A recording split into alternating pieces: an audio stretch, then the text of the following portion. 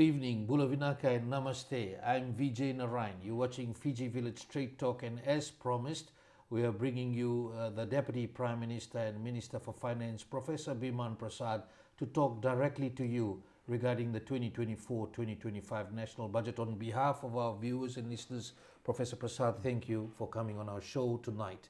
The first question is in relation to, let's talk about government debt, revenue and expenditure. You're about to hit a record revenue target that you had set. It's definitely the first time ever. Yep. And there's a good anticipation in terms of continuing to keep the debt to GDP ratio at bay and not going beyond what you had inherited. And the other issue about looking at expenditure, which we will talk about generally, how it affects the services. How are you looking at that based on record revenue and going forward into the new budget? Sure. That's a very good question, Vijay. So let me just put the macroeconomic picture in the context. When we came into government last year, we inherited a debt to GDP ratio of about 90%. And we started our last budget had three objectives. One was to stabilize our government finances. The second one was to address the fundamental deficits in the infrastructure, social infrastructure such as health, education, etc. And the third was to improve the ease of doing business, build confidence amongst our people. So the budget was formulated, the last budget was formulated against the backdrop of all those three objectives. And we undertook some very good, serious, hard reforms. Some was not very popular. So we put out a VAT reform from three rates, 0, 9 and 15. We kept the 0 rate on basic food items, 21 items. We added prescribed medicine. We moved the one on 9 to 15, and that was a 6% increase. So it was not as if some items did not have 15. And that allowed us, and we were optimistic, that we would raise about $600 additional million in revenue. And what we did, we not only raised the revenue, but we raised the expenditure as well. So things like, back to school, where we put in $50 million. We increased the social welfare budget by about 50 million, health budget by a significant amount, agriculture, and all that funding was put towards that. So at the same time, we reined in on the expenditure. So we were able to bring down the deficit from a double digit of previous years to 4.8%. So the actual deficit this year, by the end of this financial year in July, will be about 4. And so what we have done, we have built on the budget that we did last year. This year we expect, so this end of this financial year, we expect a record of about $3 billion revenue. Next year we're looking at about $3.9 billion. We were hoping to have a much lower deficit from the 4.8 or the 4% that we are going to get as an actual deficit to 3.5. But then we realized that there are headwinds. Australia, New Zealand economies are slowing down. There are global, imperatives that are affecting commodity prices, etc. And so we expected a slowdown in the economy. And we didn't want to cut expenditure in a big way.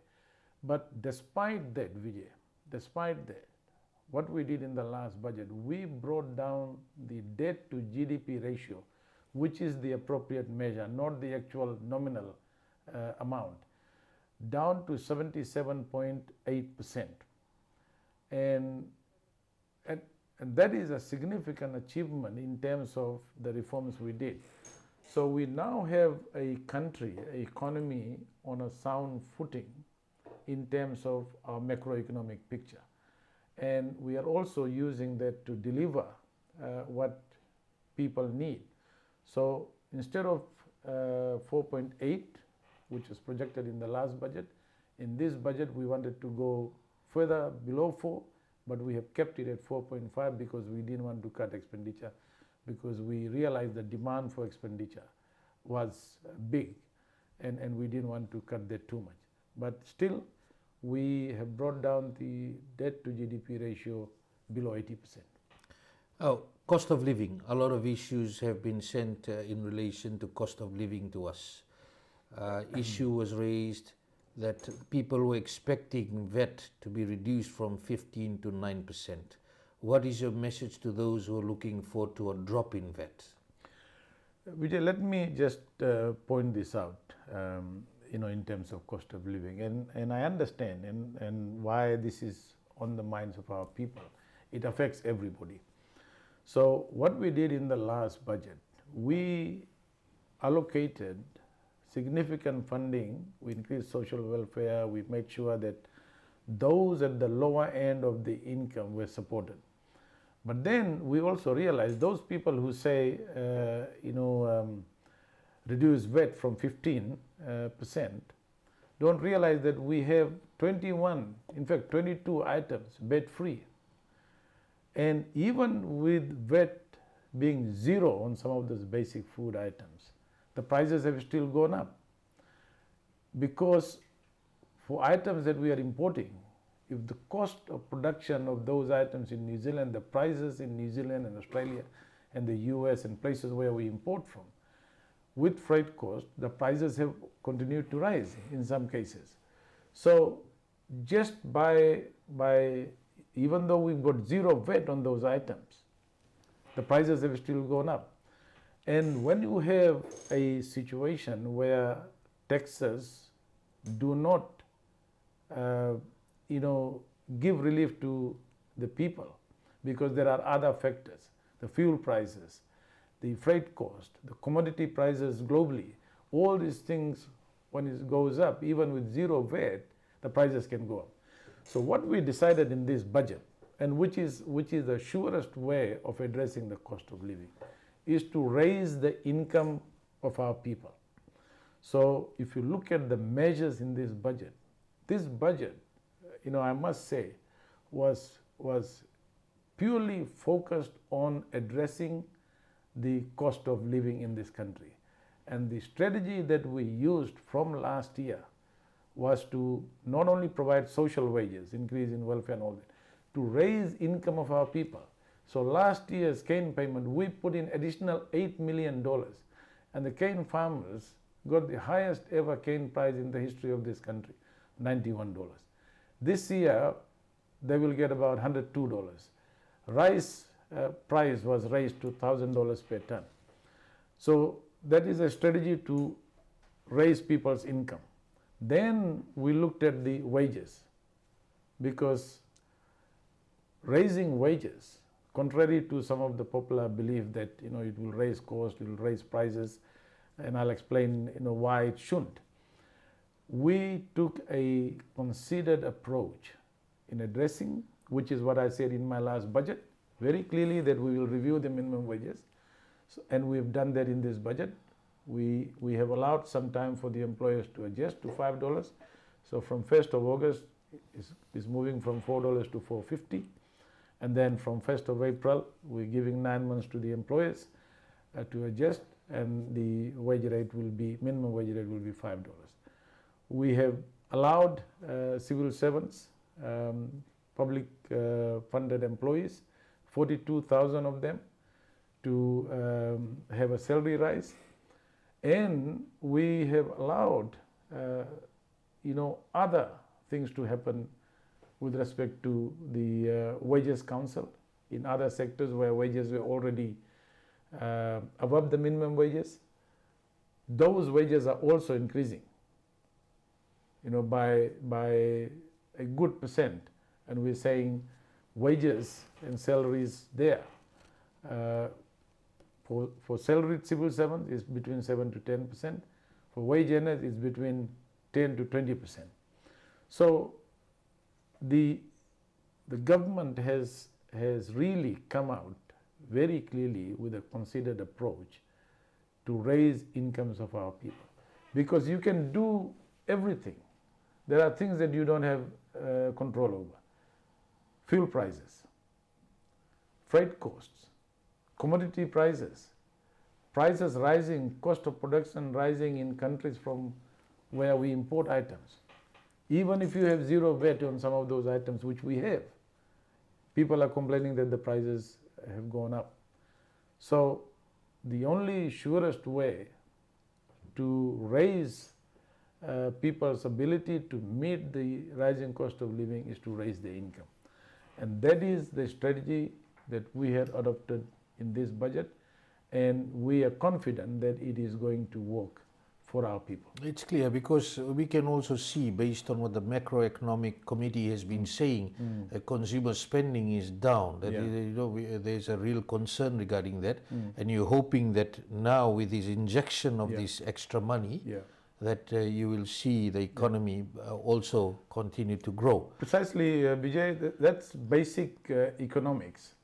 That if you have a situation, and international studies, IMF, World Bank, studies all around the world have shown that when you have these other conditions where interest rates are going up, fortunately in Fiji the interest rates have held back, unlike Australia, New Zealand, and other countries where inflation keeps going up. The only way you can address that is to raise people's income, and you do that through a number of ways, either social wages, but the surest way is to increase.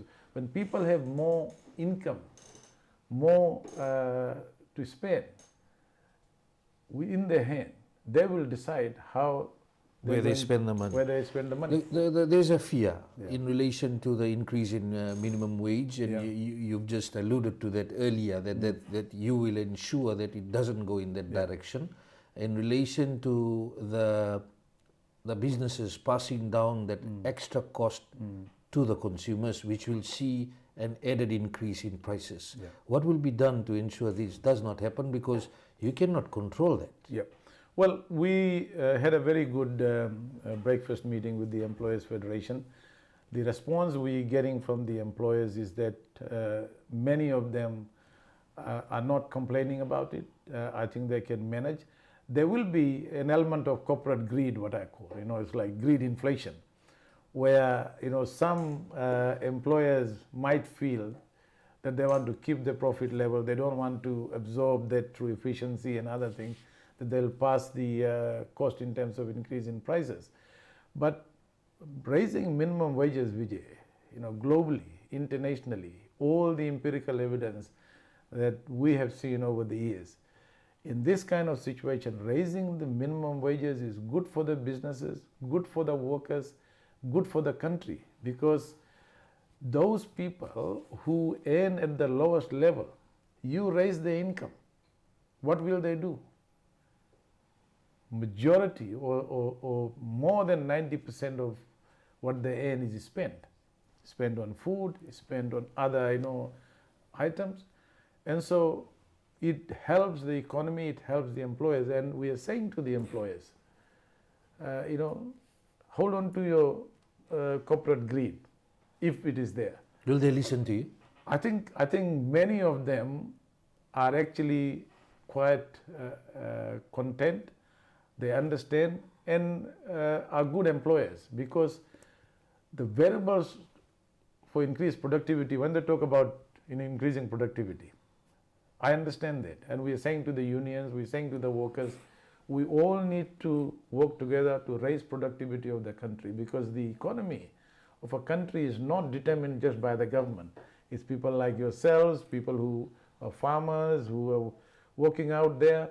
Everyone contributes to the economy.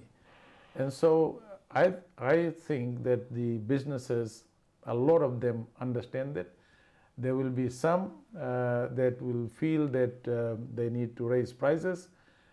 We are hoping that that will not happen.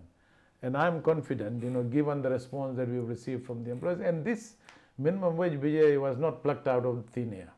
We had a group of consultants who went around, consulted. We have a tripartite environment now, the Employment Relations Board. And employers were told last year, very clearly, openly, 1 year ahead, that we are thinking of raising the minimum wage, and we did that after a thorough review and consultation. So that the process we adopted was good.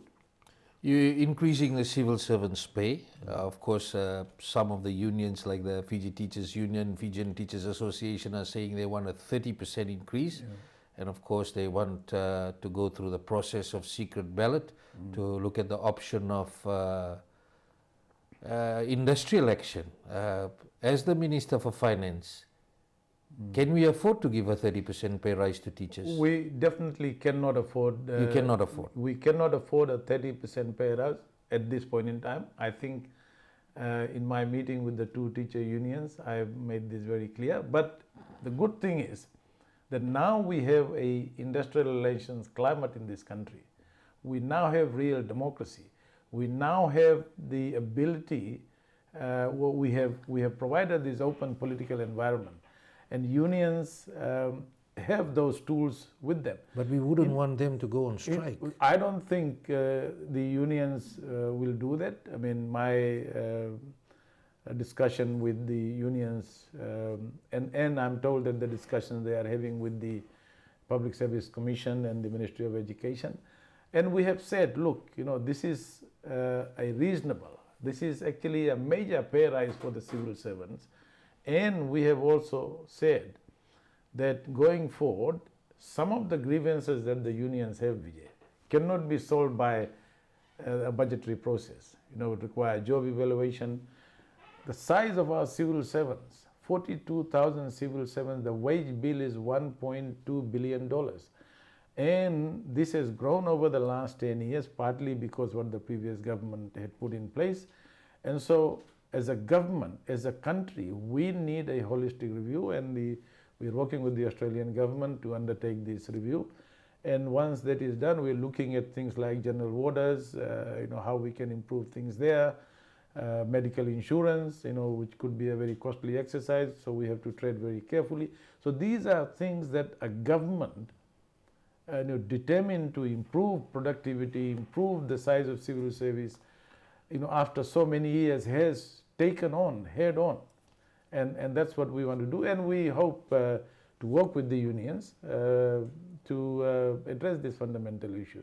But right now, we feel as a government this is a major pay rise for our civil servants. It's a fair rise, and it's what is affordable at this point in time. Going back to productivity, civil service efficiency levels, questions are being raised, questions being sent about, do you believe by injecting more money or paying more money and across the board payment, whether we are limiting now performance levels, or what steps will be taken by each ministry to ensure that we enhance our performance and productivity level? Yeah, so two things, Vijay. The previous government tried to bring a performance management system, never worked. It was just said, and it was on paper.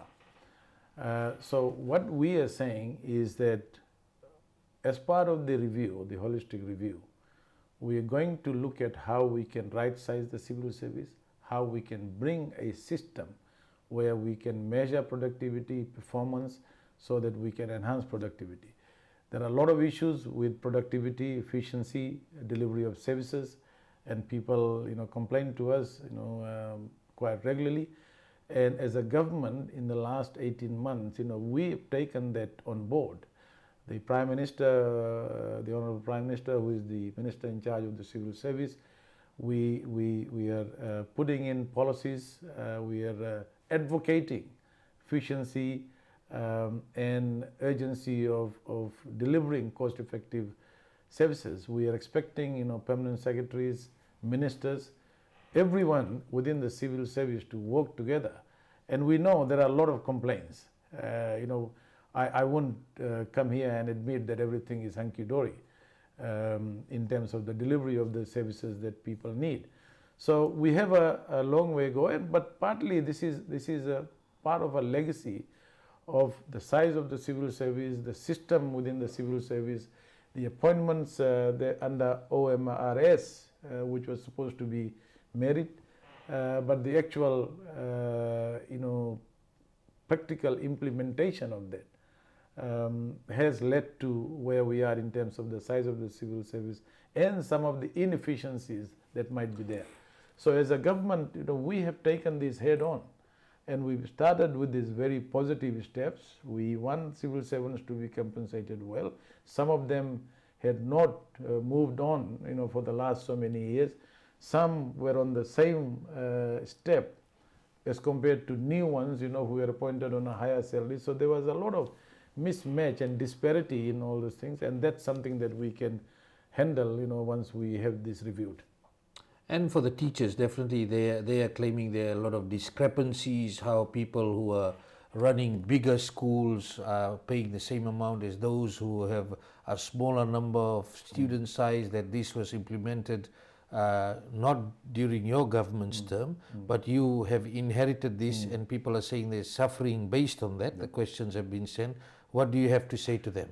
Precisely, Vijay, that the haphazard manner in which promotions were made, this abuse of the OMRS, Open Merit Recruitment System, is what we have inherited. And the teachers are right, those who are complaining about that, they are actually right. So what we are saying, we can't correct this in one budget. What we need is some of them would require job evaluation, some of them would require a very intelligent, thorough, well thought out review. And we've got that will be done. We've got the Australian government to help us. In the new budget year? In this budget year. And we are confident that by the time we come to the next budget or beyond that, we will have some idea of what the review throws out and how we can deal with it. It's going to be a massive exercise. The question in relation to pay and benefits of members of Parliament, President and Speaker. You have said that the processes, you have heard the voices of the people, the right processes or transparent processes will be followed from the next process. Now a lot of people who have sent messages and questions, they say they are not talking about the amount that has been increased. They're talking about the process.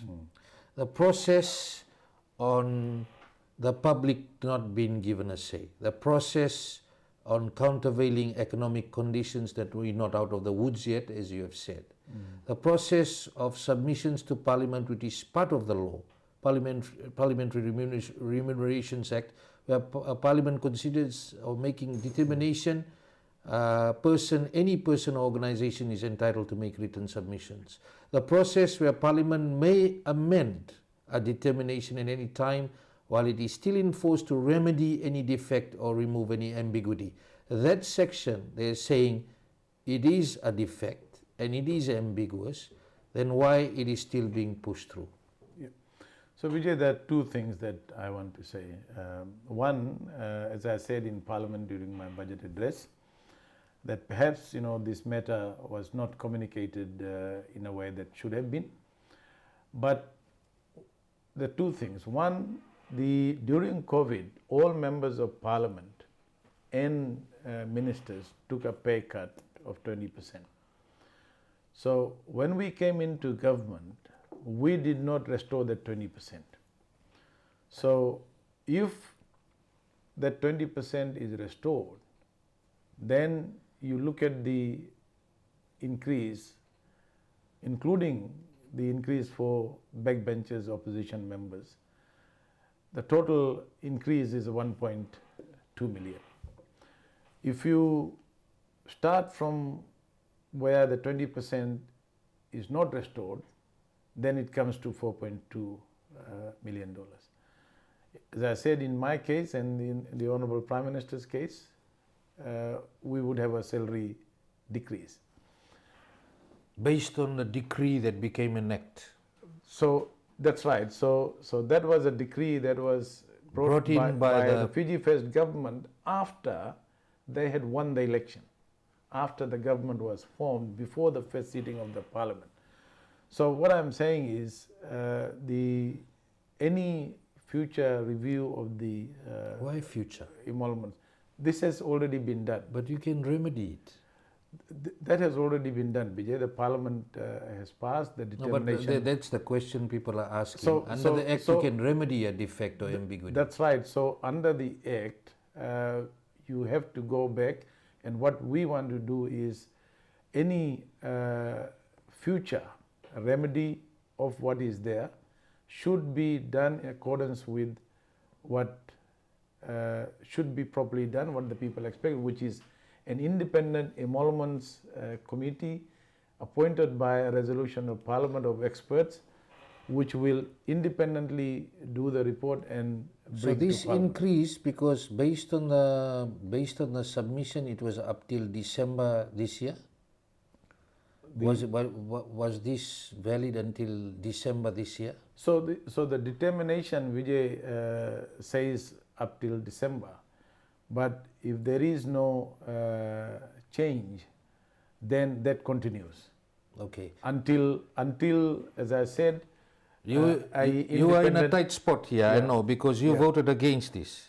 Yes, we did, but as I said, that was a conscience vote. We took that position. Will you push for open transparency for public submissions That's why to I be said. done? That's why I said in the budget. As Minister for Finance, That's- because you hold the purse. That's what I said in the budget speech very clearly, that an open, transparent, accountable system, which means that an independent set of experts. You'll be appointed by- advocating for that. Of course, as I said in Parliament, that's a government position now. That any determination in the future must follow that. Because I've had many questions. Yeah. People are wanting things to go through public submissions, Yep. as you and And- your other coalition and partners people- had said before the Yeah, election. and people are right, and that is why I said on behalf of the government what I said in my budget speech, and that is the right thing to do. We've had the people, we've had the protest, we've had the criticisms, and that's why in this budget I've made this very clear, and that's the position of the coalition government now, that's what will have to be done in the future. Questions are raised about MPs' benefits. That includes ministers, according to the Gazette, having access to government quarters at the same rate as civil servants. What is that rate? Why are high-income earners being given the same rates as civil servants? Isn't this a discrepancy and favoritism?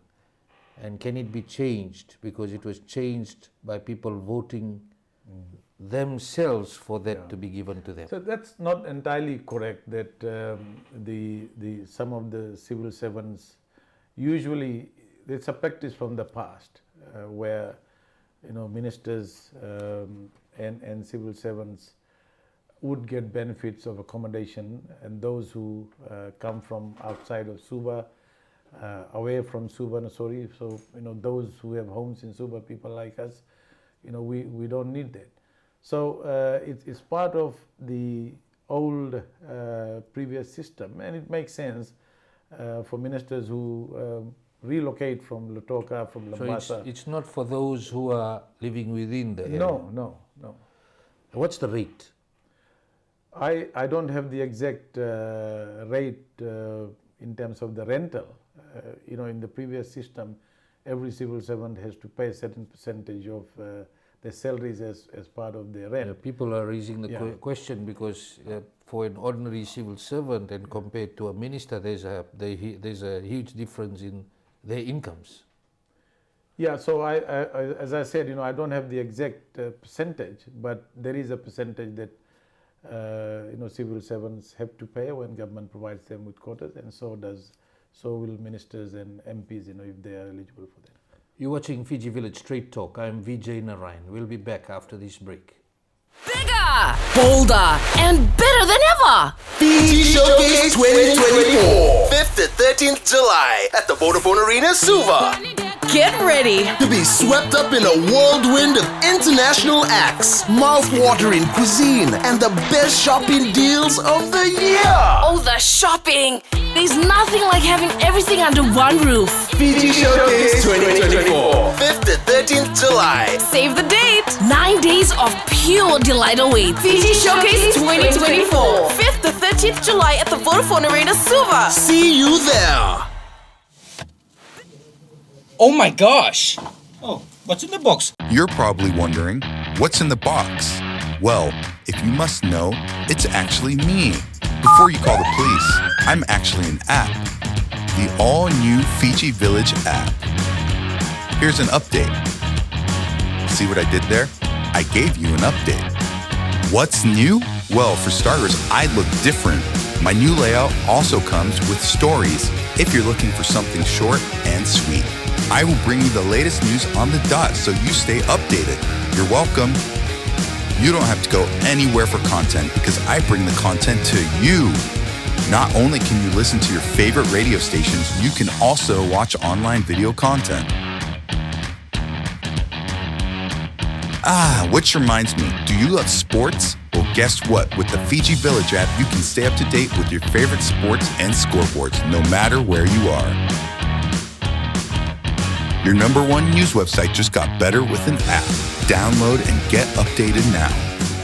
That sounds right. Okay, I got it. If I could turn back time, if I could find a way. As I walk through the valley of the shadow of death, I take a look at my life and realize there's nothing left.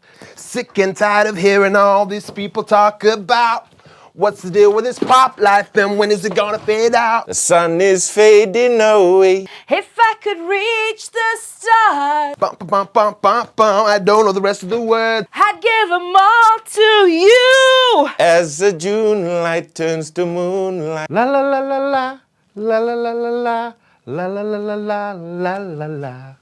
Loving you is all I ever need. Making love with you is all good. I take back those words that hurt you, and you. Hello, everybody. Malo Lele, and last but not least, Hey everybody, we're Mr. Dance Group, and just some awesome news. We will be performing at this year's Fiji Showcase 2024. We are so happy, honored. We're grateful, and we just want to say a big thank you to the organizers for having us. We can't wait to see everybody there. For those of you guys who don't know, we're those guys who've been performing at big events such as Torian, Promised Land, NRL. So yeah, we can't wait to see everybody in Fiji. Let's go. 5th to 13th July at the Vodafone Arena, Suva.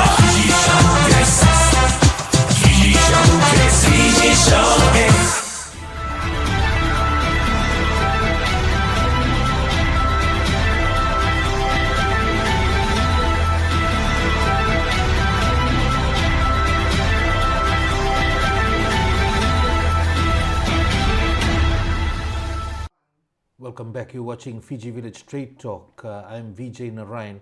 Our guest tonight, the Deputy Prime Minister and Minister for Finance, Professor Biman Prasad. Professor Prasad, let's talk about increasing the cake, gross domestic product, the total value of goods and services produced in our country. If we want to do more, if we want to spend more, and look at the bigger picture, we have to grow the cake. Yep. How can we do that? What are the concrete plans in the pipeline to ensure that grows? So Vijay, that's a very good question and something that we need to discuss and people need to understand. As I said, last year in the budget, we had these 3 strategies. One was to stabilize our finances, revenue, deficit, support our people who needed the most. But we also felt that we needed to work very hard on creating the confidence, creating the conducive environment for our businesses and whole of government, particularly led by DPM Kamkamida on improving the ease of doing business, dealing with the immigration issues. So we have a number of headwinds that we had to deal with. One was post-COVID labor market restructuring, 2022, 2023, large number of people were leaving. Plus we have headwinds in Australia and New Zealand. New Zealand went into a technical recession, 2 consecutive quarters of negative growth. Australia, interest rate. So trade and tourism, we were expecting to have some impact. Fortunately, our tourism numbers are holding on very. In fact, it's increased contrary to the expectation that it will decrease, and we are still confident that it will continue to increase. But the problem with the tourism sector is not the demand. We feel that the demand will still be there. Now we have this issue of supply of rooms, hotels, and what we've done in the last 18 months, as a whole of government approach, we've worked very hard. Our tourism, DPM Gavoka, DPM Kamkamida, two ministries which are directly involved in promoting investment, the hotel sector. We are now confident that the number of projects, hotel projects, some have already begun. Some like Crown Plaza, One and Abu, we provided additional incentives, are now coming on board, and we are confident. Apart from the investments in the hotel sector, we have Google, Starlink, Fiji Water, going into agriculture projects. Our tourism development project with the World Bank that we signed last year for Vanua Levu. I was in Vanua Levu at the Innovation and Entrepreneurship Summit, and you could see the vibrancy coming in Vanua Levu. Rice production, people are growing more sugarcane because the environment, the prices are all very good. So we're not only just looking at the 40% of GDP, which is the tourism sector, which is very important, but we're also looking at the other 60% of the GDP. And as you said earlier, Vijay, GDP is not something that can be created by the government. Every sector of the economy is important. We have had some issues with the resource sectors, and we are hoping that the reforms being made, within the mahogany sector will spur, production, output, and all this is going to add to the GDP growth. We've revised the forecast from 3.4% down to 2.8%, precisely because of the headwinds that we are seeing. But looking at some of the projects that have already started and those in the pipeline, we are confident that we might actually go over 3% if all these projects come on board. So we still, even 2.8% growth compared to the growth rates you see in New Zealand, which had 2 consecutive quarters of negative growth. The Australian economy is growing at a very slow rate, a large economy, but at a slow rate. So from that point of view, even 2.8% growth, which is a normal trend growth rate, would be significant for Fiji for this year. But we are confident, given the confidence that we've created. And I tell you, Vijay, this freedom for people to talk about the government, to come out and say openly, what is wrong, what is right, is actually helping build confidence not only amongst the investors but also among the consumers. And every activity, consumption is very important. Our remittances, fortunately, have been holding very, very strong. In fact, projection for end of this year, financial year, this year is about 1.2 billion, and it is not showing any signs of going down, and that would help us in terms of consumption. So GDP, is composed of consumption and production and all the other activities that happen in the country. And right now, what we see and hear and feel, as opposed to what we were thinking a couple of months back with all these headwinds, it's looking very positive. It's looking very positive. Look, let's talk about skills shortage and tourism. Just, there's a lot of talk and just how we can hold on to our workers. They are leaving. There's some suggestions that the industry also needs to look at if you can compensate or pay the workers because there's a higher level being paid for those who are coming in from abroad. And that has now started to show where the locals are saying, why should I stay on if I can get more overseas? The employer here is not paying me that much, bringing an overseas national, paying that person more. Are you talking to the industry about those kind of issues to address skill shortage as well? So Vijay, I think again, you've touched on a very, very important point, and this is one of the headwinds, that we are domestically feeling. And I think what happened so there are push and pull factors. So immediately after COVID, there was a huge pull factor from Australia and New Zealand. Australia, for example, had reduced increased the working hours for students from 20 to 40. New Zealand had opened up because they were facing acute shortage of skills. So there was this huge pull factor, from these countries offering very good pathway for our workers to actually move to Australia and New Zealand. Now that has slowed down. I think there's more restrictions now, and the ease with which workers could go there and get a work permit and get their families, all this is being changed, and so that pull factor is also slowing down. But we need to, as you said quite rightly, address the push factor, where you talked about things like appropriate salaries and wages. So we are hoping that for the civil servants, this major salary raise in minimum wages, support to our farmers in terms of price, sugarcane farmers, rice farmers, dalo, ginger, cassava, where we're now providing additional subsidy, fertilizer and weedicide, which was only available for sugarcane farmers in the past. All this is providing that push in increase in income and revenue for households and individuals.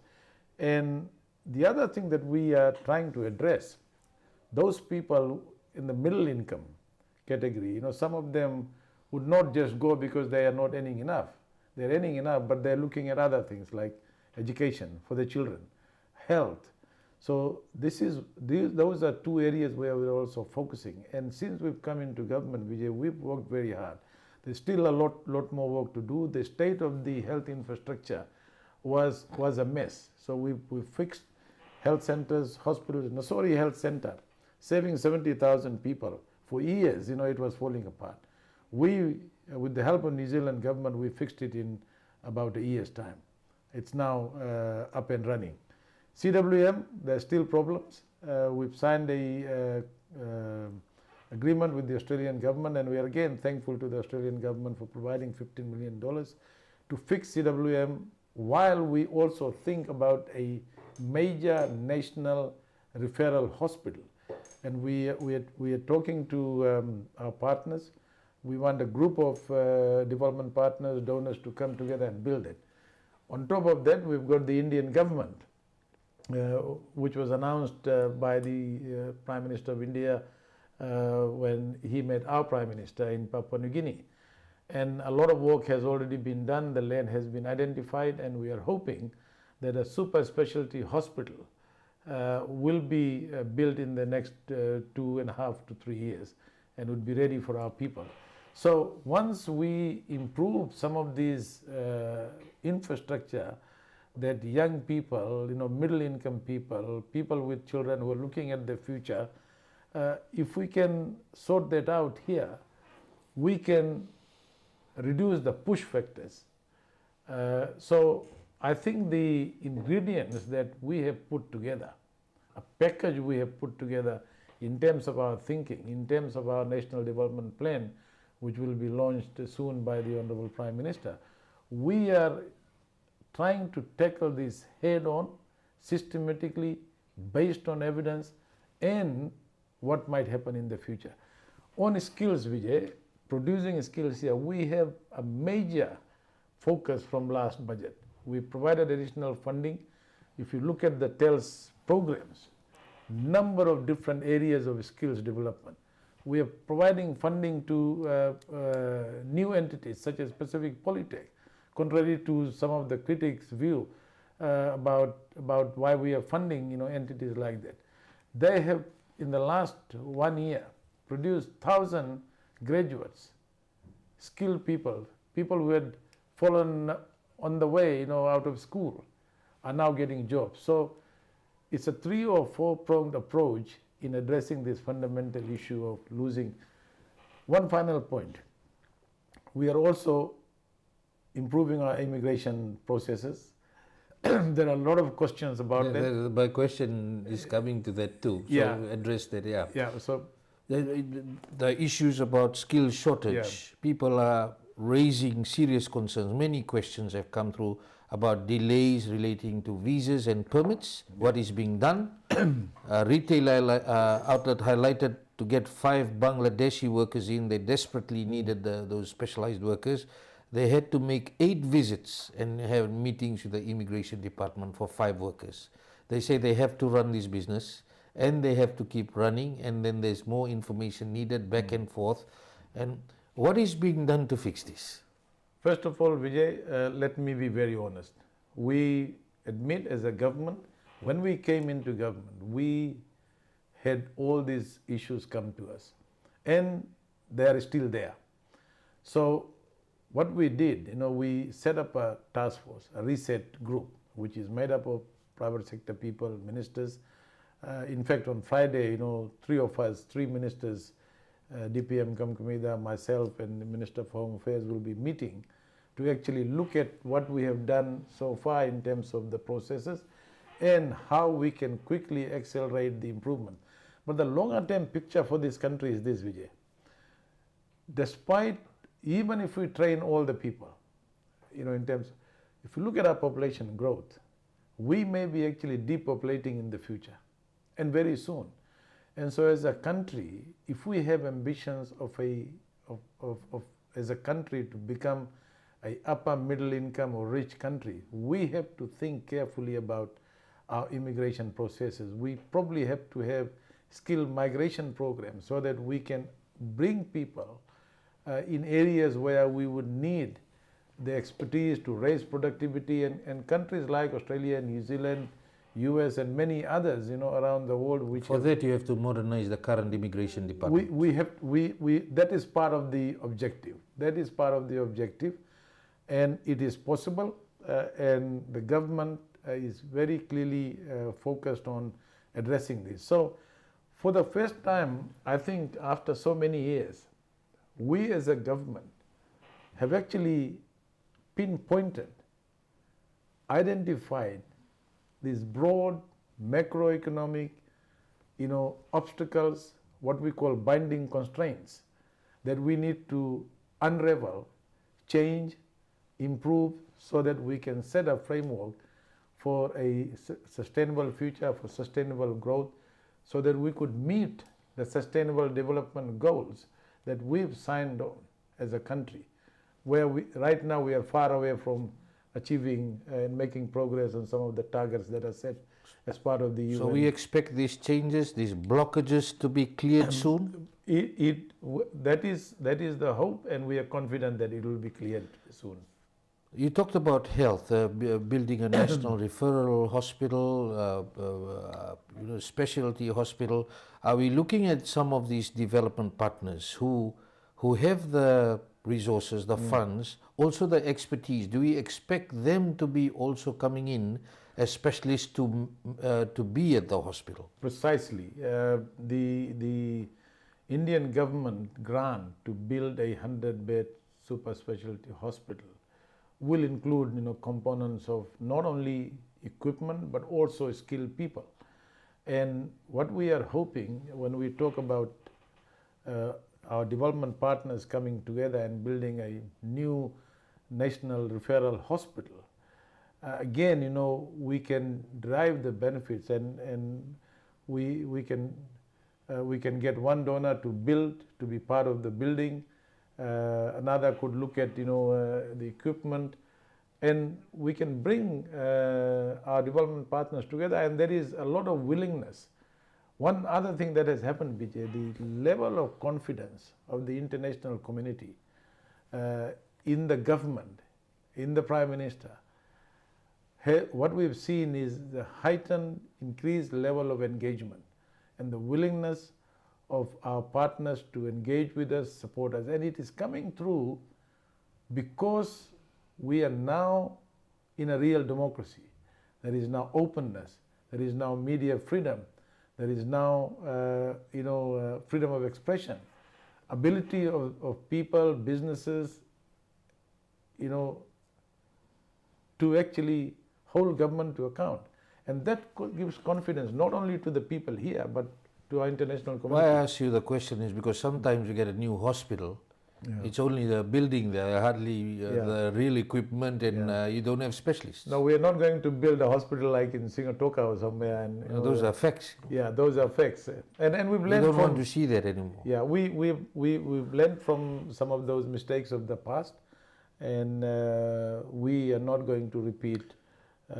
We'll make sure that that's not repeated. I'll just take us back to health because this is a big issue. Many questions came in. CWM Hospital, you did admit there's a lot of issues. Operating theatres, last time we checked, 3 out of 8 are working. Lifts are out of order. Nurses are working 12-hour shifts. Nursing Association saying burnout issues are being faced. Their conditions are not at the best standards. What are we doing about this? You just talked about the push factors. We know the nurses are leaving. Well, Vijay, for the first time when we came into government last year, we provided increased budget for the health ministry. We provided some adjustment to the salaries. We provided additional funding for nursing interns, nursing aides to support our nurses. And I want to thank, on behalf of the government, all our medical professionals who have worked so hard under these difficult conditions. We are training more nurses. We've given additional funding to not only the FNU, but we've also given additional funding to the Sangam Institute, which is also producing nurses. And we are making sure that not only we get more nurses to graduate, but also to improve their conditions. One thing I want to say, Vijay, very clearly, that from last year, we don't think that there is lack of funds. I think some of the systems, the legacy issues are still there. And we agree as a government there should be no excuses for any of the hospitals, health centers, any of the health facilities around any of the health facilities to have this kind of situations where basic things are not done, like cleanliness, availability of toilet paper, etc. These is not we cannot tolerate this, and we are hoping that the systems that are put in place. I think the Minister for Health is working very hard to get things done in a way that is efficient and is cost effective. And we are hoping that some of these things will be a thing of the past. And I want to thank all those community groups, NGOs that have supported CWM that are still concerned. And we don't mind them, bringing these issues out sometimes to say this is not what is happening in the right way. I visited the CWM hospital myself. And I was also surprised at certain things. Surprised and concerned? And concerned that why things would be like that when... Despite you allocating the money? Despite allocating the money, despite, what is there. Because some of the issues that we inherited are still there. For example, the cleaning contract, that was given... we need to take people to task. We need to... People are suffering. People should not have to go through this as a government at all levels. We are not defensive. When we hear these things, when they're brought to us, we take note of that. And I must say, Vijay, on the positive side, while we still have problems in CWM, the general feedback we are getting in terms of the services when people go there. We had this gentleman yesterday. He was very happy with the services that he was provided, but he also had other concerns about the state of the facilities, etc. There's been a big improvement in maintenance, in health facilities around the country over the last 18 months, but a lot more work remains to be done. So you have provided funding for these lifts, the operating theatres that are not working, all those things. And is there a plan to ensure that the nurses who are at CWM stop doing the 12-hour shifts? I think the Ministry of Health is already working on that. That's a major push factor based on conditions. Absolutely. Now, what is being done regarding issues like patients, families being asked to get medical supplies like syringes and needles based on a policy that the previous government had done?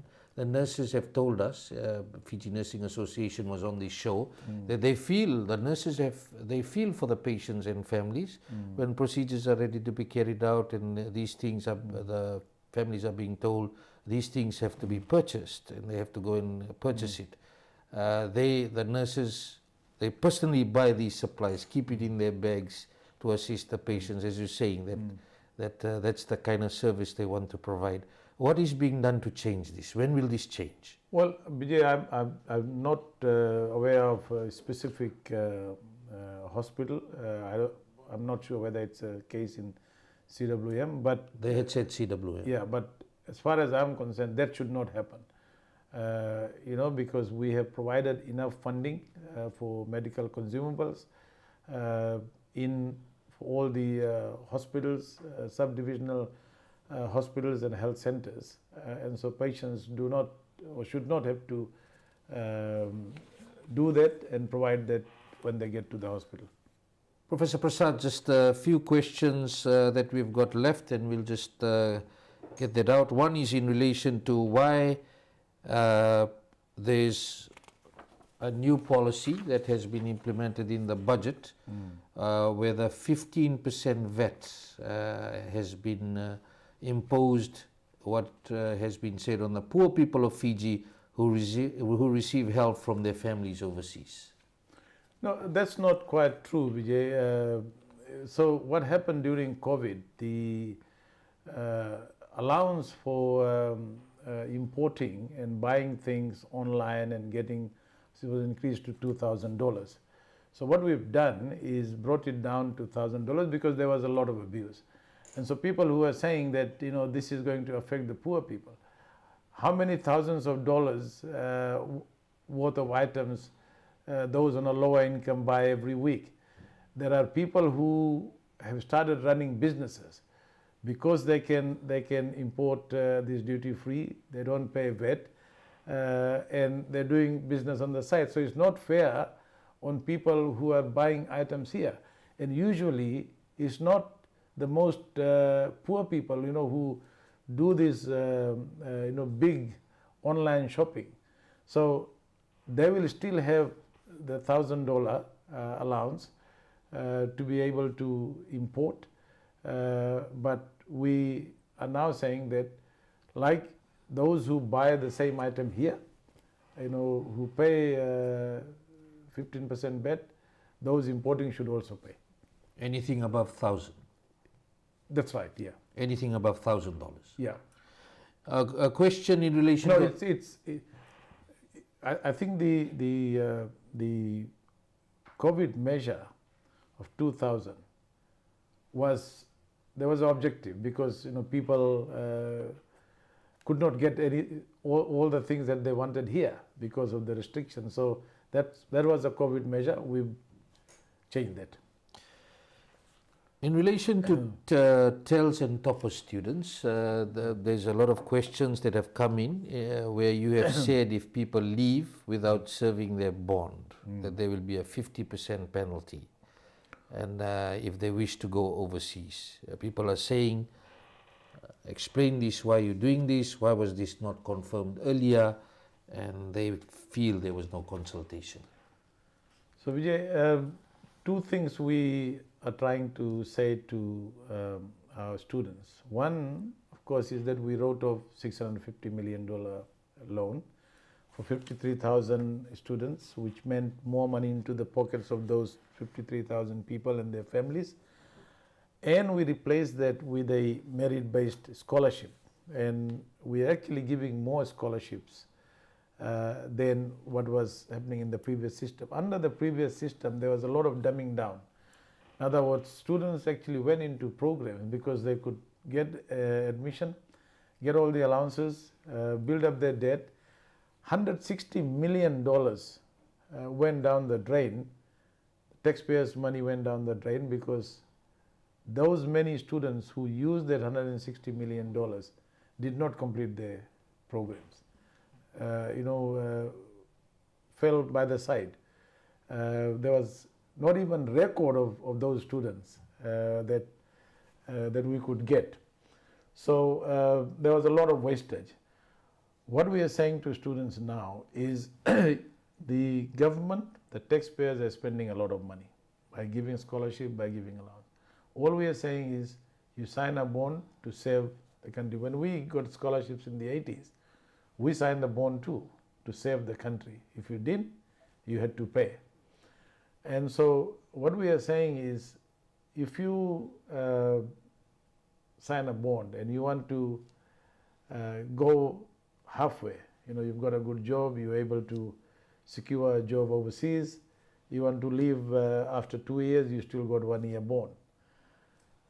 What we are saying is you pay the equivalent of that 1 year bond plus a 50% penalty.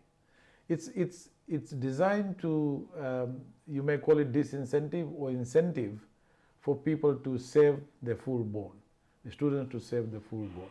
Because you need people to, now you need people, right? Exactly, and if we're spending, for overseas people, if we send them to do a degree overseas, a 4-year degree, Vijay, in specialized areas, we're actually going to spend about $400,000 on that student. And so for overseas scholarships, when their bond period is higher than those who do the degrees here. So it's a fair thing by the taxpayers, by the country, and it is not asking too much for our students to say. We are also... and it's each year by 1.5. 1.5. And we're keeping it flexible. So if 1.5 years. Somebody gets a job overseas, makes arrangements with the employer there, case by case basis with TELS and FRCS, they can go. But generally, by and large, what we are saying is we are spending a lot of money. Have you had people leave and not pay anything? Overseas cannot be found? Many. You meaning hundreds? Well, I don't have the exact figure, Vijay, but I know. So they got funded by the taxpayers of Fiji. Yeah. They got their degrees or their qualification, and they haven't paid anything. And for $160 million that went down the drain for people who went to the university, you can't even trace them. Who didn't even finish the program. Who didn't even finish the program. So what we've done also in this one, we are only allowing, instead of 3 probations, we are only allowing 2. So if you fail once, you're given a chance second time. If you fail again, you are suspended. So we are cutting the loss. And we are also giving a message. Step up your game. Step up your game. Government is providing all this money. Government is providing these scholarships. And we expect the students to utilize that. We appreciate, there would be difficulties, extraordinary cases, exceptional circumstances. But all that put aside, the message we are sending to the students is, government is spending a lot of money. Taxpayers are paying for it. You got to use that properly. Those who may be saying, those students who have been messaging, this is too harsh. What do you have to say to them? It's not harsh. If, as I said, there is flexibility in terms of, payments, in terms of if they get a job overseas, but it's not a harsh. It's actually harsh on the taxpayers if we keep giving scholarships and people keep completing their degrees and diplomas and halfway through leave.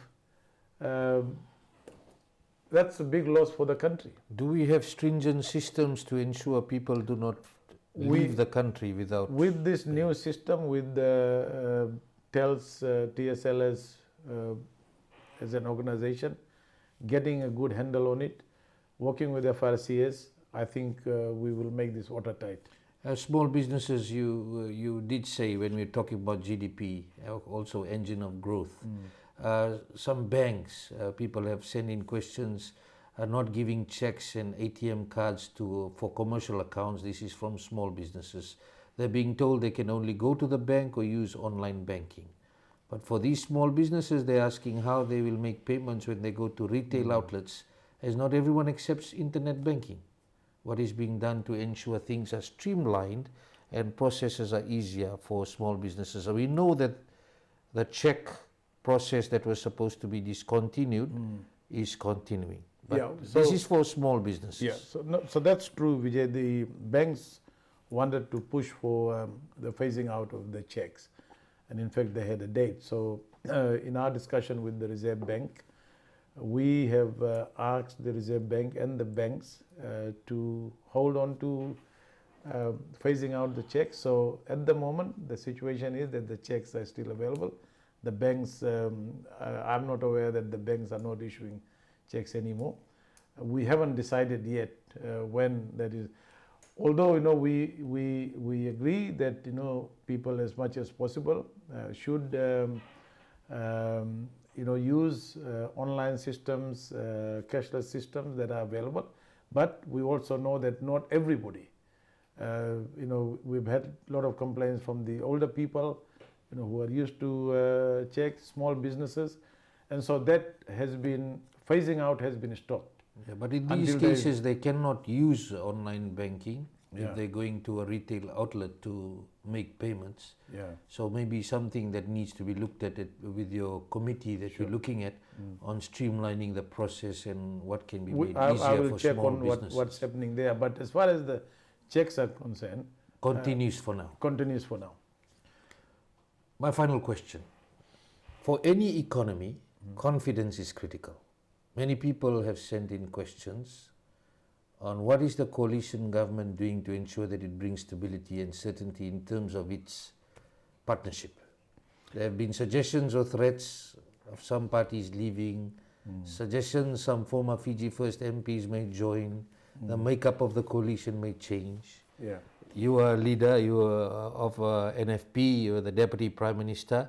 What do you have to say to that? Because there's people saying they are on the edge at times in the last year and 6 months. What if some things change? And you have to understand, we are asking you the question based on confidence level at the business sector level, but also within the country. Absolutely, Vijay. That's a very, very important last question. In any economy, confidence is the most important thing. So, on one side of the of that equation is stability in the economic policies, certainty in the economic policies, tax policies. So, as Minister of Finance, as a government, we said last year that we will run an economic policy agenda which is based on certainty, consistency, and building confidence. So some of the decisions that we made in the budget about tax, we actually foreshadowed it. We said we are going to do this. If you look at what we've done in this budget, we have not made any major changes to the tax policy because we want that stability. We want that confidence to continue that this is a government which is not chopping and changing major policy. Small changes, duty changes here and there, that's fine. But in terms of major tax policies, fiscal policy, we are providing that certainty. The other side of the equation is the political stability, government stability, trust in government. And yes, I think we may have had issues on that. When you have a coalition government, you can always have inferences, you can have people spreading rumors. As far as the stability of the coalition is concerned, but I can tell you, I've never had any doubts about the stability of the government. The Prime Minister is the leader of the coalition government, and as far as I'm concerned, that people should not be too overly concerned. I think sometimes there's a lot more rumors than reality to what is happening. But it is very important for us as a government to give a message out there. We cannot stop rumors. We cannot stop people, conjecturing, assuming, what might happen and what might not happen. So for the economy, for the investors, for our consumers, for people who want to spend, both kinds of stability is important. Economic policy stability, political stability in government, and trust in government. And we as a government, we are saying very clearly, and I think we've demonstrated that, in terms of how we have crafted our economic policies, how we've crafted this budget. It's a whole of government approach where we have one leader of the coalition, the Honourable Prime Minister, and we are saying that this is a government that people can expect until the next election in 2026. Professor Biman, Prasad, thank you very much for your time, and again to the viewers, we asked as many questions as we could. There's other questions that remain pending, and we will be sending those questions to Professor Prasad for further responses, and then that will be run on our radio stations and on our website, Fiji Village. As you know, we've run out of time. And thank you, Professor Prasad. We'll have you on the show again on a regular basis on the implementation, the execution of this budget, which starts from August 1st this year and runs till July 31st next year. Until next week, have a great evening.